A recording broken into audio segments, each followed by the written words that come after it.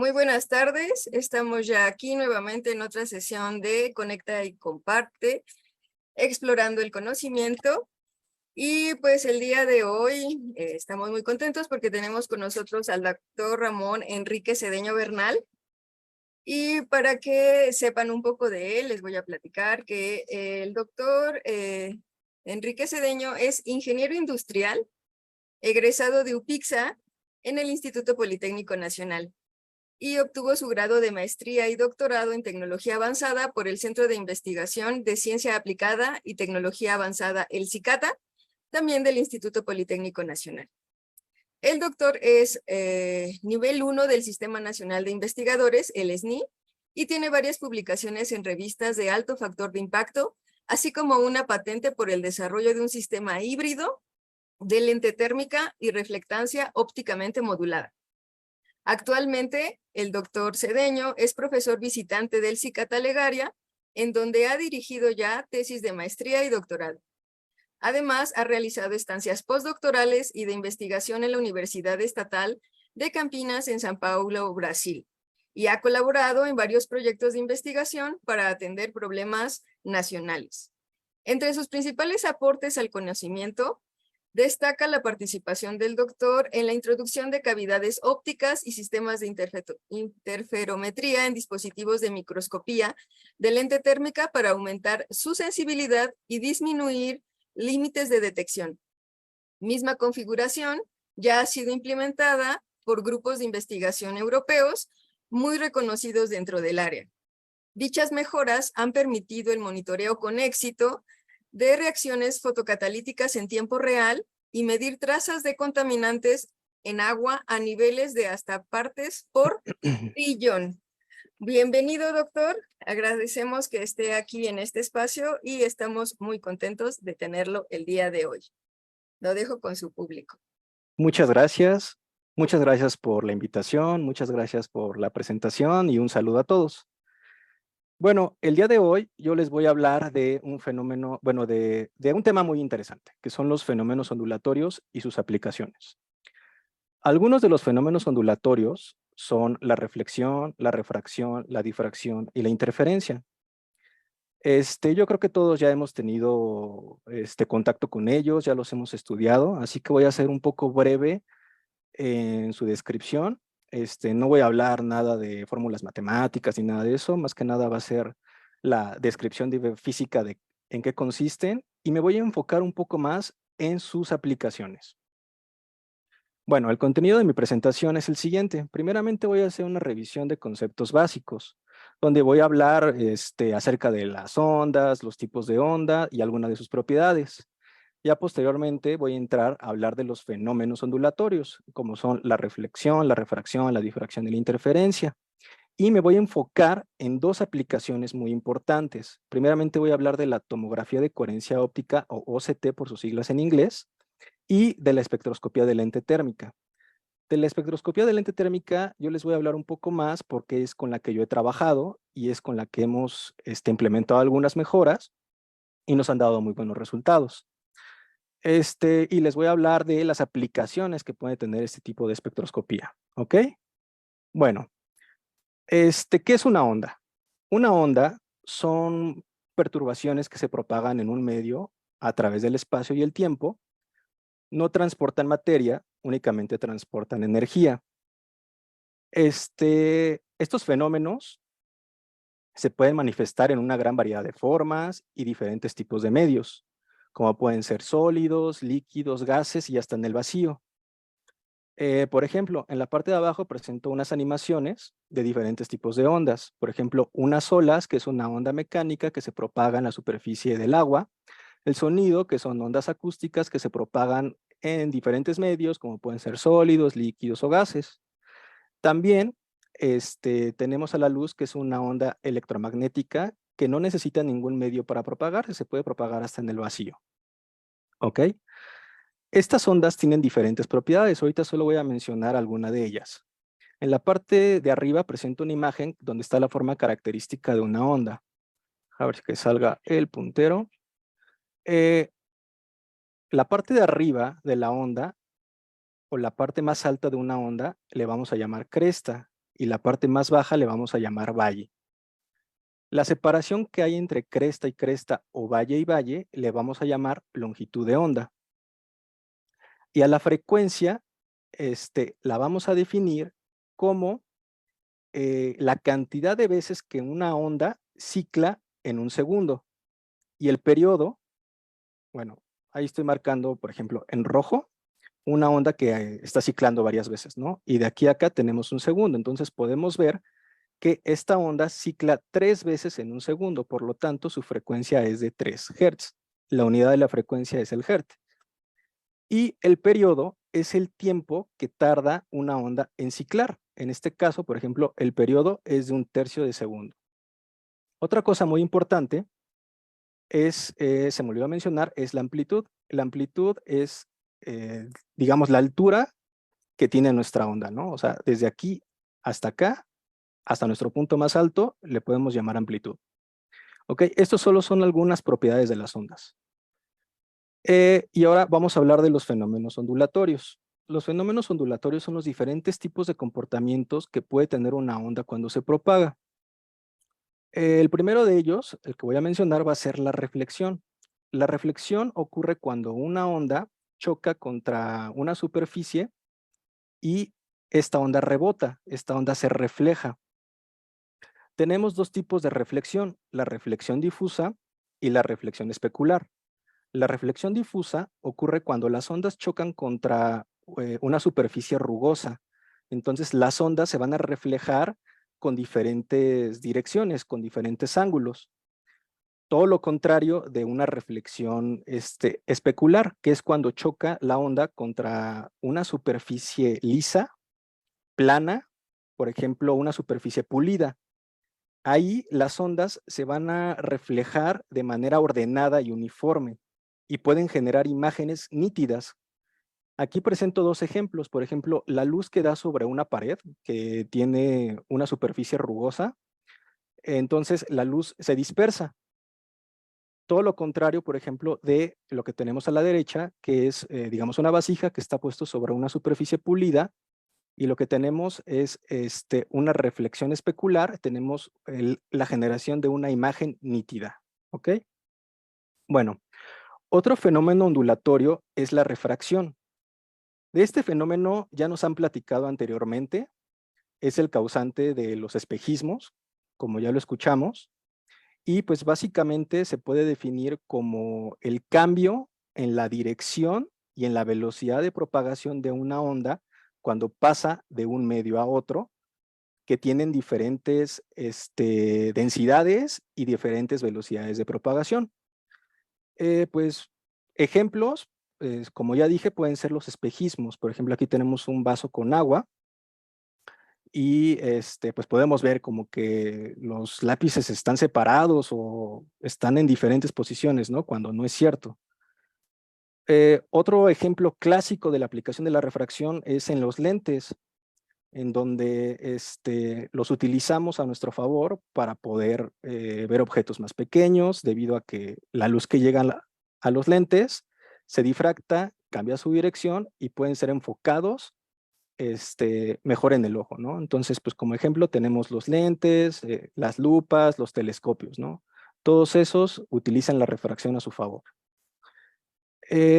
Otro fenómeno ondulatorio que les quiero mencionar o que les quiero platicar es la difracción, que es la capacidad que tiene una onda de doblarse o cambiar de dirección cuando se encuentra con un obstáculo, como puede ser una abertura,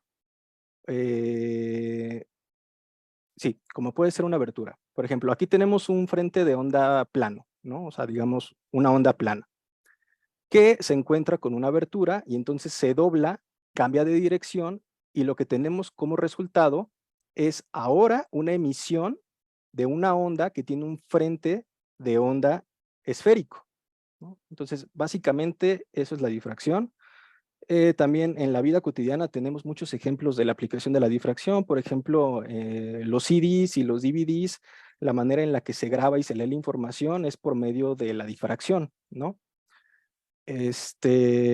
Ok, y otro efecto o otro fenómeno ondulatorio es la interferencia. La interferencia se da cuando se superponen dos ondas. Cuando se superponen dos ondas, ocurre el fenómeno de interferencia que puede ser constructiva o destructiva. Cuando dos ondas están en fase y se superponen, ocurre una interferencia constructiva. La onda resultante va a tener una mayor amplitud que las ondas originales. Todo lo contrario de la interferencia destructiva, que es cuando dos ondas que no están en fase se superponen. Por ejemplo, cuando se superpone un valle con una cresta, vamos a obtener una interferencia destructiva y la onda resultante va a tener menor amplitud que las ondas que la generaron o se pueden cancelar. Del lado derecho de la imagen que le estoy presentando o la animación que le estoy presentando es una pantalla en la que podemos ver franjas. Esas franjas comúnmente les denominamos patrón de interferencia. Tenemos franjas obscuras y franjas muy intensas.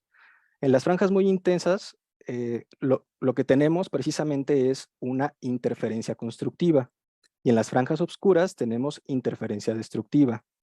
Las formas y las características de este patrón de interferencia dependen de muchas cosas. Por ejemplo, la separación que hay entre nuestras fuentes de luz, la potencia, etcétera, ¿no?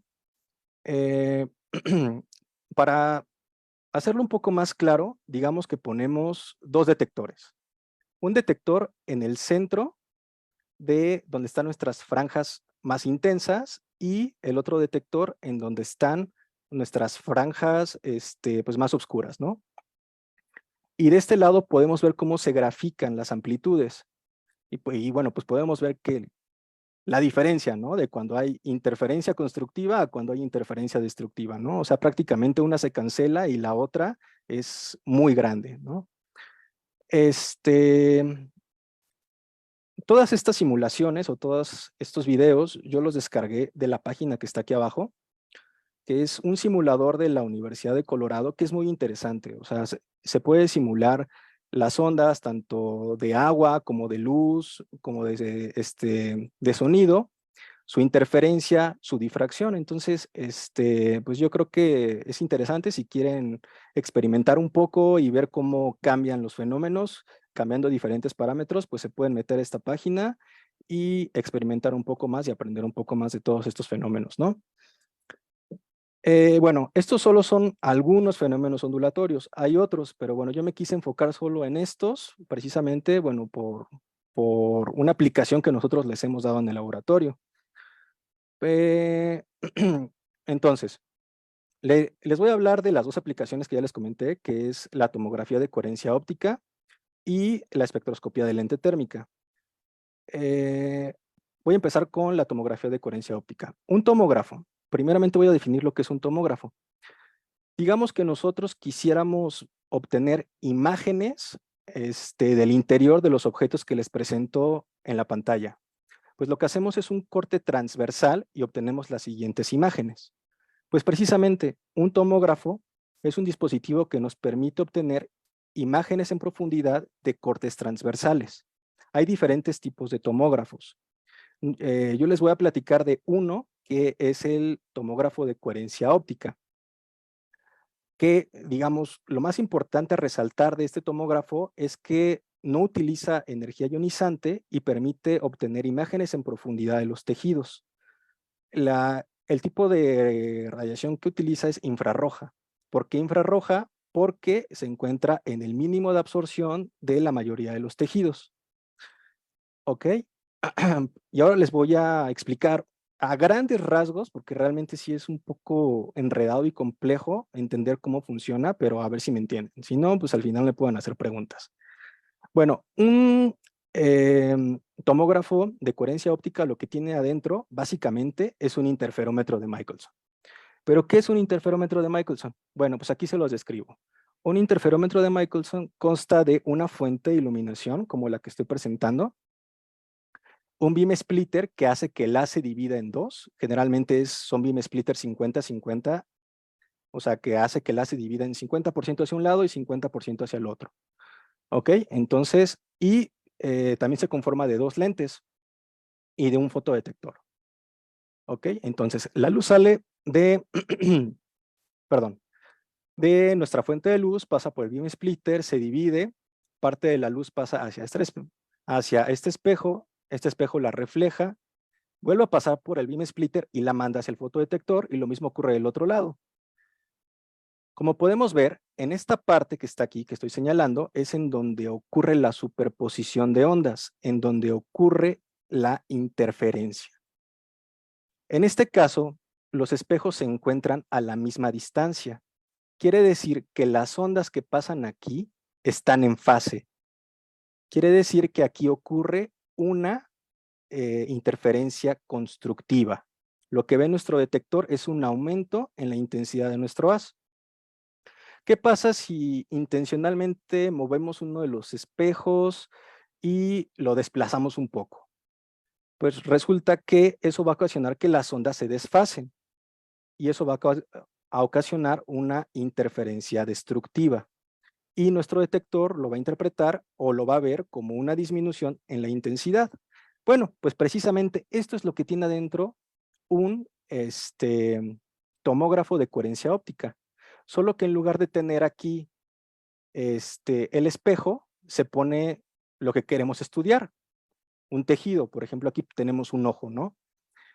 Y a grandes rasgos, lo que se hace es desplazar este espejo que le llamamos espejo de referencia, lo desplazamos hacia atrás o hacia adelante, eso se le llama escaneo axial, y de esta manera podemos ir haciendo que la interferencia sea en diferentes puntos y podemos obtener imágenes muy interesantes como las que les presento a continuación. Esto, por ejemplo, es una imagen de las diferentes capas que tiene una retina, ¿no? Entonces, lo interesante y lo que quiero que se queden es que la tomografía de coherencia óptica nos permite hacer imágenes en profundidad de tejidos utilizando radiación infrarroja, luz infrarroja, ¿no? O sea, no requerimos de la radiación ionizante, ¿ok? Y bueno, entre los diferentes tomógrafos de coherencia óptica hay muchísimos. O sea, el que les presenté anteriormente, que se le llama tomografía de coherencia óptica resuelta en el tiempo, es el más sencillo de todos, es de los primeros reportados en la literatura, ya hay muchos avances, muchos cambios, y bueno, pero digamos que es el básico para que entendamos cómo es que funciona, ¿no? Y bueno, esa es una aplicación. Aquí estamos aplicando el fenómeno de interferencia de ondas, ¿ok? Ahora, les voy a hablar de otra técnica, que es la espectroscopía de lente térmica. Esta técnica se basa en la medición indirecta de la absorbancia por medio del fenómeno o efecto que llamamos lente térmica. ¿Pero qué es una lente térmica? ¿A qué se refiere? Bueno, pues lo voy a tratar de describir un poco gráfico, ¿no? A ver, digamos que tenemos una muestra, digamos un líquido que queremos estudiar, y lo ponemos dentro de una cubeta. Bueno, pues vamos a utilizar una fuente de excitación, una fuente de radiación. Vamos a enfocar esa fuente en nuestra muestra, ¿ok? Al enfocar nuestra fuente de excitación en la muestra va a absorber esa luz y la va a transformar, y parte se va a transformar en calor, ¿ok? Entonces se va a generar un gradiente de temperatura. Ese gradiente de temperatura genera a su vez un gradiente espacial del índice de refracción. Es como si dentro de la muestra nosotros generáramos un tipo de elemento óptico, un tipo de lente. Las características de ese lente dependen de las características del material que estamos estudiando. Por ejemplo, en los líquidos o en la mayoría de los líquidos, la lente que se crea es divergente y en los sólidos es convergente. Dije en la mayoría, o sea, no aplica siempre. ¿Ok? ¿Y qué pasa si ahora nosotros hacemos pasar otro haz por esa zona donde hemos generado la lente térmica? Bueno, pues ahora por medio de un fotodetector podemos monitorear esos cambios ocasionados por la lente térmica que van a causar cambios en la intensidad en el frente de onda de nuestro segundo haz, y podemos obtener información muy importante relacionada con las propiedades de nuestra muestra. ¿Por qué? Porque la lente térmica depende de muchas cosas, pero principalmente depende de la potencia del haz de excitación, de la concentración de nuestra especie absorbente o analito y de las propiedades térmicas y ópticas. Es decir, que si nosotros estudiamos la lente térmica, podemos determinar ciertas propiedades térmicas, ciertas propiedades ópticas, y asimismo también poder detectar la concentración de esa especie absorbente. Es decir, se puede también aplicar para la detección de trazas, ¿no?, de algún elemento. Ok, bueno, esto es básicamente lo que es una lente térmica y un experimento común de lente térmica, ¿no? Desde los primeros reportes o desde la invención de la lente térmica ya hace más de 50 años, en la literatura tenemos muchísimas, in- mucha instrumentación reportada. De los primeros reportes que se tienen son la configuración de un solo haz, donde un haz es enfocado en la muestra y ese mismo haz es el que lleva la información de la lente térmica. Digamos que esa fue la primera configuración que se reportó. Posteriormente se dieron cuenta que si se utilizan dos haces, uno para generar la lente térmica y otro para monitorearla, se tiene mayor sensibilidad. Entonces vinieron los sistemas de doble haz. Dentro de los sistemas de doble haz, pues tenemos también diferentes configuraciones. Tenemos la configuración transversal y la configuración colineal. En la configuración colineal, que es la configuración que también tiene la mayor sensibilidad reportada, pues los dos haces tienen el mismo eje óptico y pasan a través de la muestra paralelos, ¿no? Y dentro de la configuración de doble haz, colineal, tenemos dos modos, que es el modo acoplado y el modo desacoplado. En el modo acoplado, los dos haces se enfocan en la misma muestra, llevan los parámetros de Rayleigh, digamos, los parámetros geométrico-ópticos iguales, ¿no? O sea, digamos, tienen la misma forma, la misma composición cuando pasan a través de la muestra. Y en el modo desacoplado, los haces no tienen esa misma forma.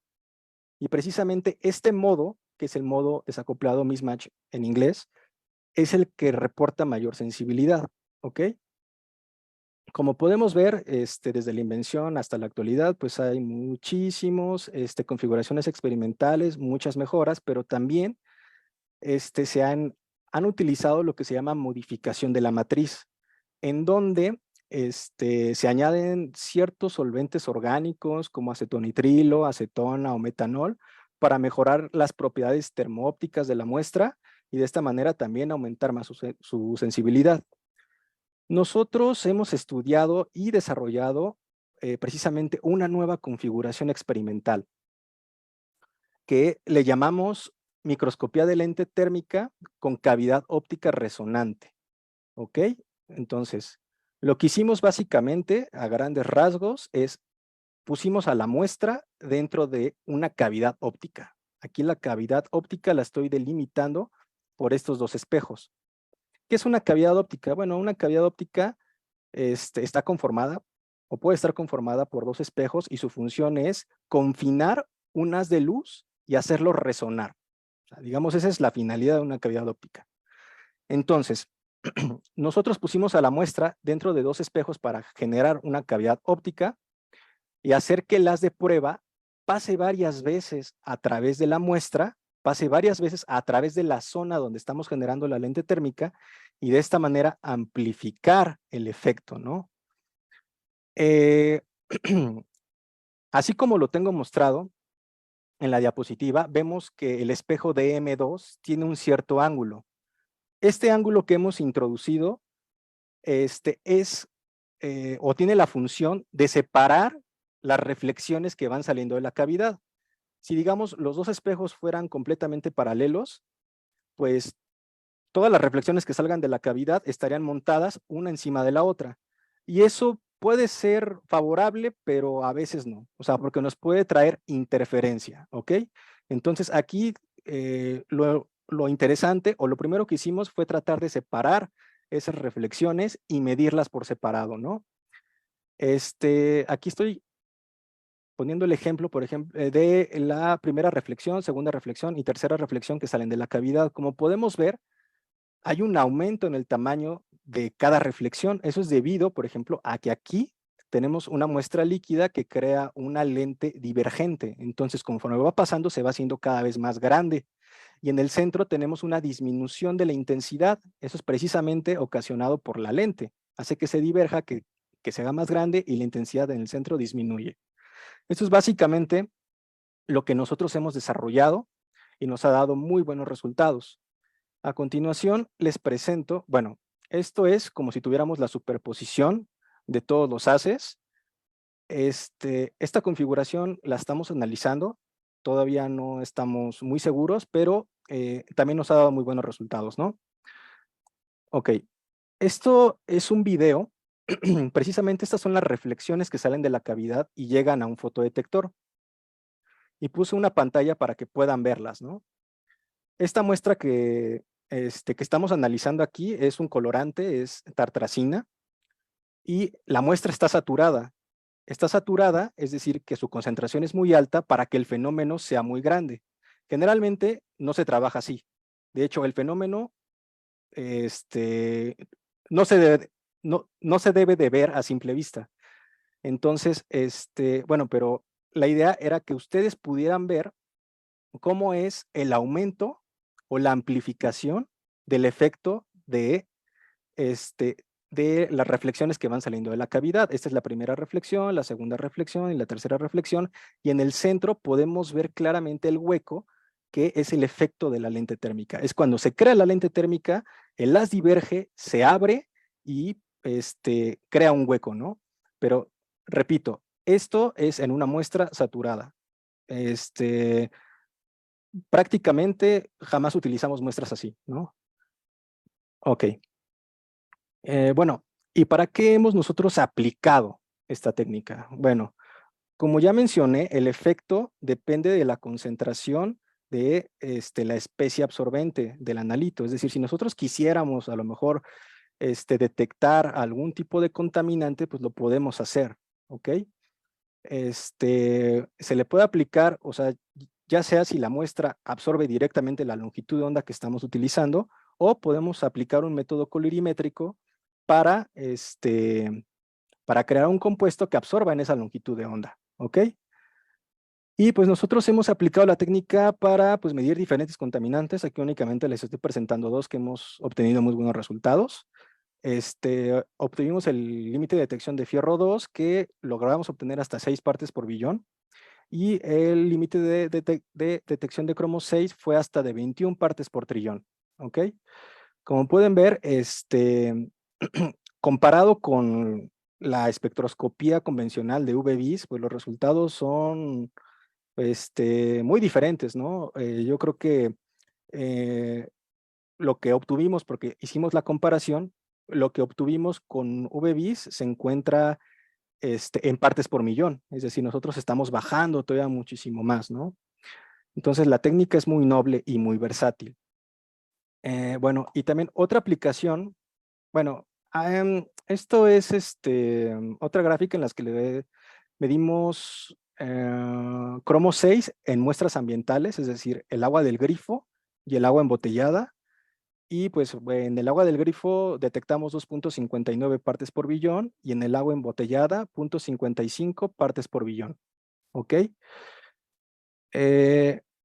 Y pues bueno, hemos aplicado también esta técnica para la caracterización de fotocatalizadores. Sabemos que los fotocatalizadores ahorita tienen mucho auge. Realmente se ha comprobado que sí funcionan. Y bueno, aquí les estoy presentando una medición de cromo 6, a la cual se le puso un catalizador de sulfuro de cadmio y se le irradió con una lámpara de xenón. Lo interesante es que podemos obtener todos estos resultados en tiempo real, es decir, ponemos la muestra, ponemos el fotocatalizador, generamos la lente térmica y además estamos irradiando con luz para hacer la fotocatálisis. Entonces, lo podemos obtener en tiempo real. Es súper versátil y la idea sería llevar este tipo de instrumentos a un dispositivo más pequeño para poder llevarlos a campo, ¿no? Y poder hacer las mediciones directamente en campo. Entonces, bueno, como podemos ver, Las aplicaciones, pues sí, son varias. Ahorita solo mencioné estas dos, pero en el laboratorio hemos jugado un poco más con ellas, ¿no? Y pues bueno, eso es todo por mi parte. Muchas gracias por su atención y bueno, si tienen alguna pregunta, adelante. Y muchas gracias, doctor. Sí, les recuerdo que en este momento pueden hacer todas las preguntas que tengan y que el doctor nos las responda en este momento, que seguramente, pues muchos lo hemos visto ya en la escuela, pero en nuestra época no había estas simulaciones tan bonitas que nos presentó, porque son con luz y realmente para poderlas observar necesitábamos un laboratorio con los láseres y demás y Exactamente. poder ver esa interferencia, ¿no? Entonces aquí aprovechen, pregunten todo lo que tengan de dudas, que además está muy, muy padre la presentación. Por el momento tenemos un saludo de la doctora Berenice Lozano, que nos dice hola, que está viendo, entonces está Ah, hola, aquí también saludos. nosotros, saludos. Y bueno, por ejemplo, quizá una pregunta aquí general, porque en tu capsulita vimos que lo utilizas justo para la detección de contaminantes en agua, como es lo que nos mostraste al final, en donde nos hablas de la detección tanto del cromo 6 como del hierro 2. ¿Qué importancia tiene en general el poder detectar ambos metales? Y sobre todo con tu técnica.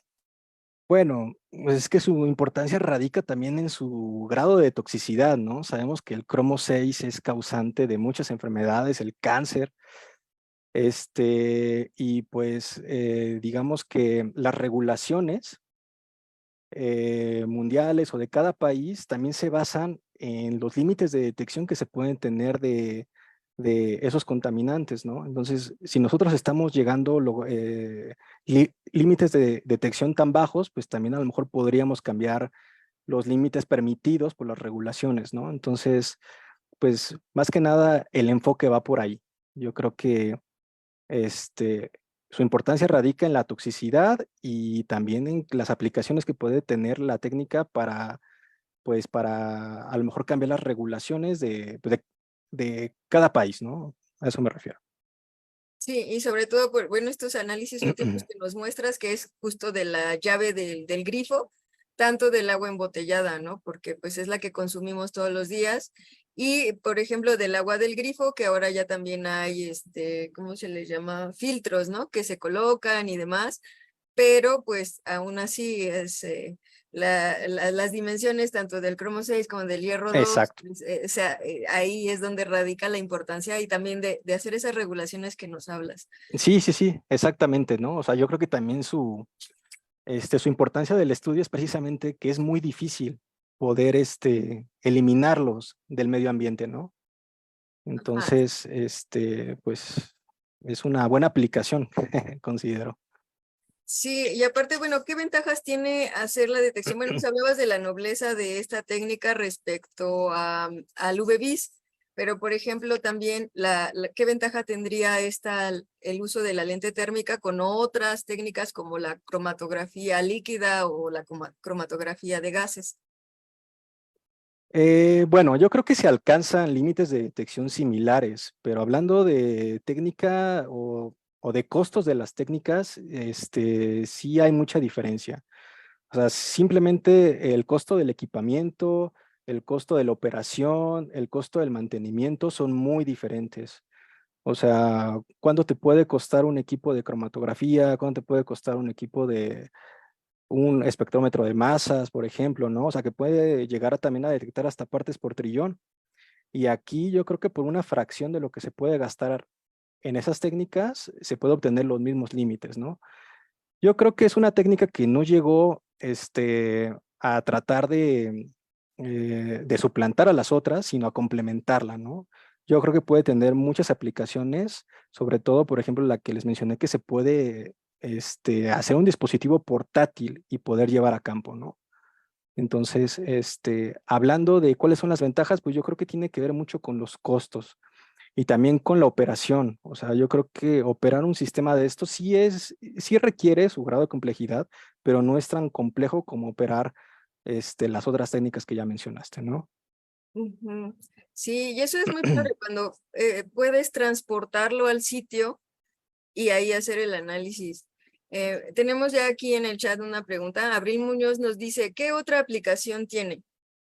Además de esta parte de la detección de elementos contaminantes, ¿no? Ok. Bueno, como ya mencioné, el efecto de lente térmica depende de la concentración de nuestra muestra absorbente y es por eso que lo enfocamos a la detección de trazas. Pero también depende de las propiedades termoópticas de la muestra. Por ejemplo, algunas podrían ser la difusividad, la conductividad. Entonces, podríamos determinar y caracterizar esas propiedades de los materiales también. Esa es otra aplicación que se le puede dar, la caracterización térmica y óptica de los materiales para la generación de nuevos materiales, ¿no? Sí, y por ejemplo, en tu capsulita nos hablabas también de una aplicación directa para, en referencia a algunos tratamientos para el cáncer, como la polidopamina. ¿Nos podrías platicar un poquito de eso? Ah, sí, no lo quise poner en la presentación porque la verdad sí es un poco más laborioso y más largo y me hubiera extendido más, ¿no? Pero bueno, sí, ahí lo que se hizo fue la caracterización de puntos cuánticos de polidopamina que se pueden utilizar en tratamientos fototérmicos de terapias contra el cáncer. ¿Qué es eso? O sea, ahí lo que se hace es, digamos, se crean los puntos cuánticos de polidopamina que se pueden adherir a las células cancerosas y la idea es que se irradien con luz infrarroja, con luz roja, y entonces aumente su temperatura y de esta manera crear pues una pues eliminación de esas partículas cancerosas, ¿no? Lo interesante es que nosotros pudimos determinar la eficiencia de la transformación de luz en calor de esos puntos cuánticos y además también su grado de persistencia que puedan tener en el cuerpo. Se variaron diferentes características del medio en el que estaban disueltos, pH y todo eso para tratar de hacerlo lo más parecido posible al cuerpo humano y ver si seguían manteniendo su eficacia, su eficiencia durante un tiempo, ¿no? Entonces, esa es una aplicación que también yo creo que se le puede dar también a estas técnicas.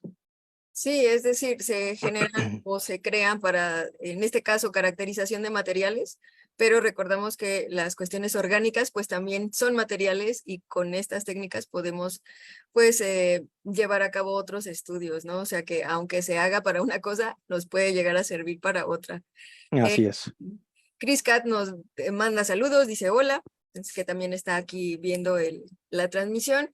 Y no sé, por ejemplo, si nos quisieras compartir algún tipo de anécdota importante dentro de tu investigación científica o cosas que tú has visto de manera personal, como veía en tu semblanza, pues tú has realizado estancias postdoctorales en Brasil y ahí nos hablas de que colaboraste en proyectos para atender problemas nacionales. Entonces, no sé, ¿qué es lo que te gustaría a ti contarnos? Que yo creo que son muchas cosas respecto a los materiales, respecto a los estudios que has hecho, etcétera. A ver, sí, yo creo que anécdotas hay muchas, ¿no? Pero yo creo que una fundamental para todo lo que hemos hecho es la siguiente. Ya hace 5 o 6 años antes de que estuviéramos ya estudiando esta técnica como tal, estábamos montando un microscopio de lente térmica convencional, como los reportados en la literatura. Y nos dimos cuenta que en una de las paredes del laboratorio había un reflejo que venía de la muestra, pero no sabíamos exactamente de dónde. Y fue curioso porque un amigo iba pasando por ahí y se dio cuenta que el efecto que se veía de la lente térmica era gigantesco, algo que en la señal que nosotros estábamos midiendo no era así. Y entonces al acercarnos y empezar a buscar, a ver de dónde venía ese reflejo y todo eso, fue que surgió la idea de la cavidad óptica. Realmente fue por accidente. O Ujú. sea, fue que las paredes de nuestra cubeta donde estaba la muestra estaba generando una cavidad óptica. Y entonces, pues ya estudiando y viendo, dijimos, oye, pues entonces vamos a replicarlo, vamos a mejorarlo y vamos a ver cuáles son los factores que nos pueden ayudar precisamente a controlar bien ese fenómeno, ¿no? Entonces yo creo que aquí la anécdota es que pues muchas veces la respuesta pues viene de la nada, ¿no? Por un accidente. En este caso se hizo una gran aportación a la técnica así, por accidente. Sí, justo hace un rato, ¿no? Platicábamos un poco de la serendipia en la ciencia, pero sobre todo el estar atentos, ¿no? Porque quizá pudo haber pasado el fenómeno y no lo hubieran ubicado y más bien a adecuarlo a lo que ya se esperaba. Y por ejemplo, esta parte es justo en donde tú tienes la patente o ese es otro de tus desarrollos. No, en Ah, esta parte no se tiene la patente. Se hizo la patente de un microscopio de lente térmica que conjuga otra técnica fototérmica que se le llama reflectancia ópticamente modulada. Ahí lo que hicimos fue una especie de arreglo óptico sobre un microscopio que nos va a permitir hacer las dos mediciones en el mismo dispositivo. Vamos a poder hacer mediciones de lente térmica y mediciones de reflectancia ópticamente modulada. ¿Ok? Se aplican para muestras diferentes, muy diferentes, y te arrojan información un tanto también diferente, ¿no? Pero la idea es tener todo en un mismo dispositivo. Entonces de ahí surgió la patente. eso está también sumamente interesante. Y sobre todo, por ejemplo, en el primero que nos hablabas de la cavidad térmica, no, bueno, digamos, fue un tanto accidental, pero de ahí es, bueno, ahora es replicarlo, ¿no? Volver a aplicar el método científico para que, pues, sí surgió el fenómeno o solamente fue una interferencia, ¿no? Prácticamente una interferencia X, Exacto, o sí, sí está el fenómeno, ¿no? Que tienes que verificarlo, que comprobarlo, y así va la ciencia. exactamente, sí, yo me pregunto qué hubiera pasado si ese compañero no hubiera pasado por ahí justo en ese momento, ¿no? O sea, jamás nos hubiéramos dado cuenta de lo que estaba sucediendo, de todas las ventajas, de todas las aplicaciones que pudo haber tenido eso, ¿no? Lo hubiéramos perdido por completo. Y pues Sí, ahora sí que también fue cuestión de suerte. sí, un poquillo de suerte ahí en esa cuestión.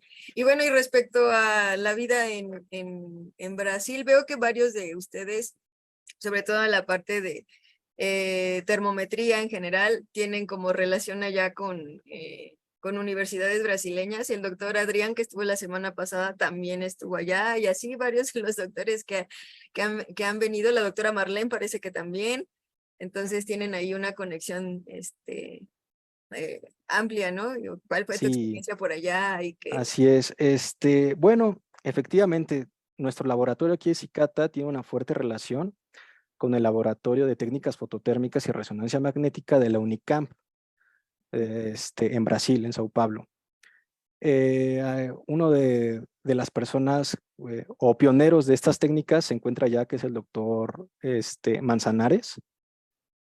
Y bueno, la experiencia fue muy grata, la verdad. Yo creo que siempre salir de tu zona de confort, conocer nuevas gentes, nuevas técnicas. Bueno, dejando a un lado el trabajo, el, el ámbito personal, yo creo que es muy productivo, ¿no? El hecho de relacionarte con otras personas, con otras formas de pensar, te hacen crecer mucho, ¿no?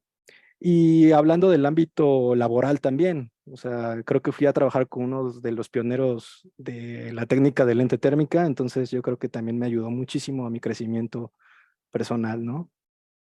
Así es, entonces sí es una gran experiencia. Yo les recomiendo a todos los que están aquí escuchándonos que si tienen la oportunidad lo hagan. Yo creo que salir de la zona de confort siempre va a tener cosas buenas, siempre te va a hacer crecer, ¿no? Entonces, pues esa es mi experiencia cuando fui allá a Brasil. ay, qué bien. Sí, pues es que todo conocimiento y sobre todo el intercambio cultural que se genera, no solamente personal, sino también de los modos de trabajo y que ya después tú acá puedes estar implementando en tu laboratorio o que te ayudan a tener una nueva perspectiva de cómo llevar a cabo ciertas cosas, ¿no? Que tal vez en un estudio o una forma lineal que tenemos a veces de llevar las cosas no se da. Ujú. Y Así es. que alguna otra cosa que nos quieras decir, que quieras que la gente se quede con ello. A mí me gustó mucho tu charla. Te vuelvo a repetir, justo por la parte que a muchos no nos tocó ver estas cosas de la luz, justo porque, pues, las maneras de los simuladores, ¿no? Que ya aquí tú nos mostraste algunos, que a veces es muy difícil imaginarlo, lo ves en los libros, pero es estático, y aquí con tu charla lo pudimos ver cómo son esas interacciones de luz, ¿no? Que están sumamente interesantes. Y en tu último experimentito, en donde tienes tu muestra sumamente concentrada, se alcanza a ver el láser. No sé si la quieras poner otra vez para que Sí, lo claro. vean, porque además de ver lo que quería, lo de la lente térmica, en la parte posterior se distingue la luz de tu haz que está atrás, ¿no? Donde tienes Ah, sí, tu interferómetro. aquí, Entonces, ¿no? ajá, exacto. O sea, Sí, para que visualicen esa parte, ¿no? Que no hay muchos laboratorios de óptica en general en donde podamos estar viendo eso. Entonces, así es. está muy Eh, padre. de Ujú. hecho, son pocos los laboratorios en el mundo que tienen esta técnica con esta configuración implementada. O sea, somos nosotros, México, y otro grupo muy reconocido que también ha estudiado estos efectos, pero la diferencia es que nosotros somos los pioneros, ¿no? Ellos están estudiando lo que nosotros ya descubrimos. Entonces, efectivamente, aquí se alcanza a ver el efecto de lente térmica a simple vista. Eso es algo muy bonito, ¿no? Sí, Es, sí, digo, y aparte del fenómeno, o sea, atrás está el haz pasando por tu arreglo ahí de tus espejos y demás que ya nos mostraste. sí, Que así bueno, es. ajá, que Fíjate que no parece me así, había dado cuenta. ¿no? No, no, no. Sí, yo Hasta cuando ahorita lo lo estoy puse dije, notando. está genial porque se ve, digo, como uno nunca le tocó verlo, ahorita que está, es muy padre, ¿no? Poder señalarlo, y sobre todo que decías, estás viendo el efecto, cosa que no se debería ver y lo podemos hacer ahora, ¿no? Claro, tú saturaste tu muestra para que pusiste la pantalla para que fuese visible, ¿no? Pero Así es. vemos todo el entorno, y entonces qué ventaja, y está aquí en México, está en el Cicata. Entonces, para hacerle también a la gente la invitación a que pues vayan al laboratorio del doctor, ahí a Sí, así es. conocerlo y vean Dense todo una esto. vuelta. Ahí por el Sí, laboratorio, con mucho gusto los vamos a recibir. Les podemos enseñar estos efectos ahí en persona y la verdad es que es una gran experiencia estar trabajando en esta rama, ¿eh? A mí me gusta mucho mi trabajo. El hecho de estar jugando con láseres todo el tiempo es algo que la verdad no lo veo como trabajo. y está Así muy es. padre. Sí, bueno, Abril nos dice muchas gracias y te envía felicitaciones. Chris Cat nos dice, ¿a qué se debe que no haya más con esas técnicas? Solo dos. No sé a qué se refiere. Mm, a que no haya Mm, más con esas técnicas. No sé si Chris nos está escuchando, que pudiese aclarar la pregunta. ¿A qué se refiere? Que no haya más que. ¿Más laboratorio? ¿Será eso A lo con mejor esas sí, porque técnicas? como dice, sí, laboratorios, los laboratorios. ¿A qué se debe que no haya más laboratorios con estas características? Mm, Pues yo creo que se debe a que esta técnica quedó en un tiempo, pues no la quiero llamar estancada, pero no hubo grandes avances o aplicaciones como las que estamos viendo, ¿no? O sea, ahorita el hecho de que nosotros podamos obtener límites de detección tan cercanos como otras técnicas como cromatografía o el espectrómetro de masas, pues abre las puertas, ¿no? A otro tipo de análisis, a otro tipo de aplicaciones. Entonces yo creo que también eso ahorita ha hecho que otros laboratorios en otras partes del mundo ya se estén enfocando otra vez o retomando estos estudios, ¿no? mm. Este, ¿Qué más? Yo creo que, pues, básicamente es eso, ¿no? Sí, probablemente, porque como mencionábamos hace un momento, pues a veces se utilizaron estas técnicas para caracterización específica de materiales, para Exacto. usos optoelectrónicos, optotérmicos, etcétera, pero no se vio hacia los materiales orgánicos, ¿no? Que ahí también hay muchísimas aplicaciones. Y la curiosidad, ¿no? De que ahora también se pueden estar haciendo cosillas extras, como la semana pasada que estaba el doctor Adrián y que pues él mismo fue su propio conejillo de Indias para los experimentos que hizo para ver su piel, para ver su mano. Entonces, eso es también importantísimo, ¿no? Sí, así es. Sí, Sí, sí, sí, estoy totalmente de acuerdo. o sea, ¿algún comentario más que quieras dejarle a la gente respecto? No, pues una invitación, si quieren participar, si quieren conocer un poco más de todas estas técnicas, pues adelante, me pueden contactar, nos pueden visitar en el laboratorio y podemos platicar un poco más, ¿no? Sí, claro que sí, que de esto se trata, que conozcan todo lo que se hace aquí, que hay investigación en México de alta calidad y pues sí, que están abiertos a todo, ¿no? Y también incluso solo a visitas o demás, ¿no? Y ahí se necesitan manos, gente, de todo. Y Pues también una invitación para colaborar, si tienen alguna muestra, algún tipo de idea pensado, adelante, nosotros estamos dispuestos a colaborar. Entonces, sí, cualquier ocurrencia que tengan, quizá aquí haya la respuesta a eso, ¿no? Ya vemos, exactamente. así salen las cosas. Ay, muchísimas gracias, doctor. Estamos muy contentos de haberlo tenido aquí y obviamente la invitación está abierta para que regrese en una segunda temporada de esta serie de charlas científicas de Conecta y Comparte, que de eso se trata, compartir lo que sabemos juntos, ¿no? Y pues muy pronto recibirá en su correo la constancia de su participación en estas charlas y les recordamos a todo el público que nos está viendo, pues que si se ha perdido alguna de las sesiones anteriores, lo pueden revisar en nuestro canal de YouTube. Ahí también ya estará esta charla del doctor Enrique para que la vuelvan a ver y sobre todo esas animaciones que tiene de las interferencias de los láseres que están muy padres.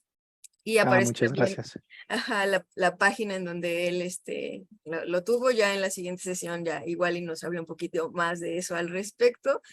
Y pues muchísimas gracias, doctor. Al contrario, muchas gracias a todos ustedes por la invitación, por abrirnos este espacio a los científicos para que podamos compartir el conocimiento, ¿no? Y pues un saludo a todos. Sí, un saludo y nos vemos. Hasta luego. Hasta luego.